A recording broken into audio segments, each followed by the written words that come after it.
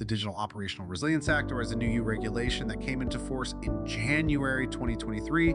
It is part of the EU Commission's digital financial package with the aim of increasing the digital resilience of the European financial market. The aim is to ensure that financial market participants can continue to operate safely and reliably, even in the event of larger incidents concerning information and communication technology.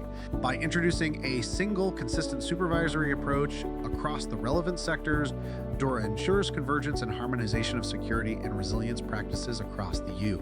DORA will apply to more than 22,000 financial entities and ISE service providers operating within the UN. The regulation will introduce specific and prescriptive requirements for all financial market participants, including banks, investment firms, insurance undertakings and intermediaries, crypto asset providers, data reporting providers, and cloud service providers. This act provides a very specific set of criteria, templates, and instructions that will shape how financial organizations manage ICT and cyber risks. It demonstrates that EU regulators want to be very hands-on the topic, with a considerable emphasis on reporting, communication, and assessments that need to take place on a frequent basis, enabled by standardized formats. As such, a single, consistent supervisory approach will be adopted across the relevant sectors. The essence of DORA is divided into 5 core pillars that address various aspects or domains within ICT and cybersecurity, providing a comprehensive digital resiliency framework for the relevant entities. A summary of the key requirements or aspects are ICT risk management. The explanations and requirements regarding DORA's section on ICT risk management can be found in Articles 5 through 14 of the Digital Operational Resilience Act proposal text. Of ICT risk management, the text points out the need for functions in the various stages of ICT risk management: identification, protection, and prevention, detection, response, and recovery, training and development, and communication. For ICT risk management, the text effectively refers to existing standards. Furthermore, it emphasizes, among other things, the importance of the security and resilience of physical infrastructure and facilities that support the use of technology and the relevant ICT-related processes and people as part of the digital footprint of the financial organization. The various risk management elements should therefore include everything that has been outsourced to third parties as well. ICT-related incident reporting. DORA also aims to harmonize and streamline the reporting of ICT-related incidents. The Digital Operational Resilience Act refers to the general obligation to establish a management process within financial entities and the rules for monitoring, recording, classifying, and reporting ICT-related incidents.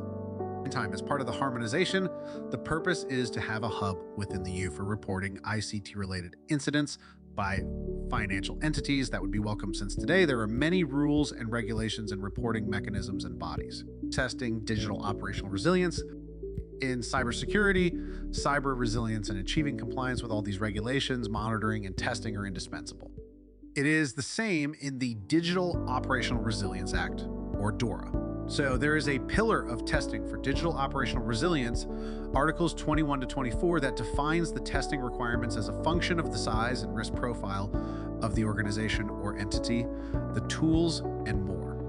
For the latter, there are still some details to be worked out in the future, and there are some specific rules on penetration testing, one of the many ways to test resilience, security, and preparedness. It goes without saying that testing alone is not enough, and that taking corrective action according to the results is also essential. ICT third-party risk. We already discussed this pillar in more detail at the beginning. With the harmonized introduction of ICT third-party risk, the EU is bringing quite a few third parties into the new streamlined supervisory framework for the financial sector. They all provide services in a digital and ICT context, but it is a relatively large and broad ecosystem of organizations. Just think of all the types of financial entities and then all the types of IC services, products, digital connections, and so on, that they have like a range of third parties providing them. Not that third-party risk management in the financial sector is new, of course. Moreover, is also built on previously mentioned eBay outsourcing guidelines. And it goes remarkably far. IC third parties will fall under the direct authority of the authority that will take care of the overview, and there is more, including in terms of the countries in which the third party is based. For DORA, ICT third party risk is also managed as an integral part of the ICT risk management framework. Again, indicates the growing importance of third party risk management, or TPRM. not only in the financial sector, more on the ICT third-party risk pillar in Articles 25 to 39. Last but not least, information sharing. There is the pillar of information sharing that you can read about in Article 40 of the text. As mentioned before, the cyber threat information and intelligence sharing arrangements drive the mutual sharing of such information between financial entities to the extent that it is done within communities of trust and to strengthen the digital operational resilience of the financial entities. Since DORA is a regulation proposed by the EU, it is intended to apply to entities operating within the EU or providing services to its customers. However, the specific scope and extraterritorial application of DORA in countries like India would depend on the final version of the regulation, which may be subject to changes during the legislative process. For now, since India is not a member of the EU, it would not be directly subject to DORA. However, DORA's applicability to India would depend on various factors, including the negotiations and discussions between the EU and India, any bilateral agreement, and regulatory developments in India. Also, it is worth noting that India has its regulatory framework for the financial sector, which includes regulations and guidelines issued by the Reserve Bank of India, RBI, and other relevant authorities. As financial systems and technologies evolve, India can soon update the regulatory framework and adopt DORA to address the cyber and digital risk under one umbrella. The successful implementation of DORA in the EU may influence other jurisdictions, including India's, to consider adopting similar regulations to enhance the resilience of digital services and protect consumer interests. Depending on the nature of business operations and interactions between entities in India and the EU, the establishment of DORA may have several potential implications for India, starting with compliance requirements.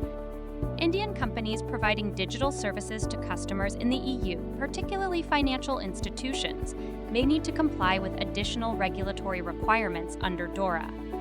This could include measures such as enhanced cybersecurity and risk management standards, mandatory incident reporting, and business continuity planning. This could mean an increase in compliance costs for Indian companies. Market access. DORA may introduce new market access requirements for Indian companies operating in the EU, particularly in the financial services sector. Indian companies may need to meet certain operational resilience and cybersecurity criteria to access EU markets. This may impact their ability to enter or expand in the EU market. Data protection and privacy. DORA emphasizes the importance of data protection and privacy in digital services. Indian companies operating in the EU or processing personal data of EU customers may need to ensure compliance with the EU's General Data Protection Regulation, GDPR, and other data protection requirements, which could require additional efforts and resources. Reputation and trust.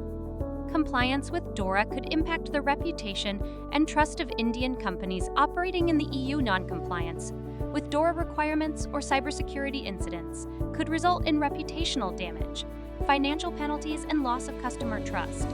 This could adversely affect Indian companies' business operations and opportunities in the EU. In conclusion, DORA's implementation can create opportunities for Indian technology providers that offer cybersecurity, risk management, and operational resilience solutions. It will be interesting to see how EU companies comply with DORA in the coming times and the implications it brings to India. It is informative for you. Share and subscribe to my YouTube channel. I will be back with another video soon. Till then, have fun and happy learning.